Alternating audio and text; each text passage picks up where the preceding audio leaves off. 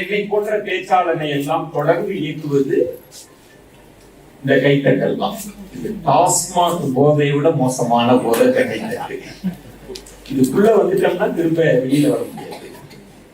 ஆனால் HR மனிதவள மேம்பாட்டாளர்கள்லாம் நிறைந்திருக்கிற இந்த சபைன்றதுனால சொல்றேன், கைத்தட்டல் நமக்கு மிகப்பெரிய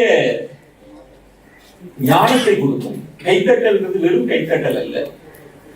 முன்பு பேசிய சிறப்பு விருந்தினர்களுக்கெல்லாம் புத்தகங்களை வழங்கினார்கள். பெரும்பாலான புத்தகங்களை நான் வாசித்திருக்கிறேன். 1000க்கும் மேற்பட்ட தன்னம்பிக்கை சார்ந்த புத்தகங்களை நான் வாசித்திருக்கிறேன். அந்த அத்துணை புத்தகங்களை நீங்கள் வாசிக்க முடியாத சூழல் கூட இருக்கலாம். ஆனால் அதனுடைய சாரம் என்ன என்றால்,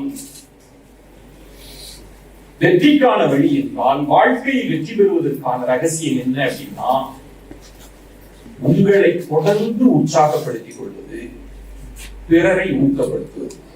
அது ரெண்டையும் செய்யக்கூடிய ஒன்று அப்படின்னா அது கைத்தட்டல் தான். அதனாலதான் நாங்க திரும்ப கைத்தட்டல்.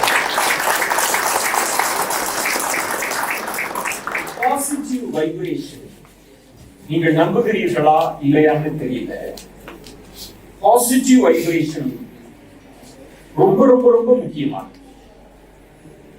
வாழ்க்கையிலும் சரி, அலுவலகத்திலும் சரி, எந்த சூழலிலும் பாசிட்டிவ் வைப்ரேஷன் உங்களை சுற்றி இருக்குமாறு பார்த்துக் கொள்ளணும்.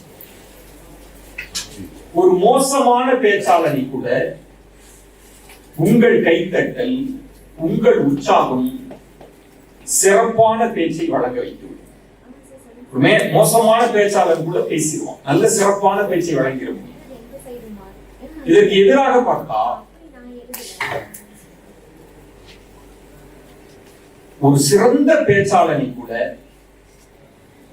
நீங்கள் நினைத்தால் காலி பண்ணிட முடியும். மேடம் போன்ல பேசிட்டு இருக்காங்களா,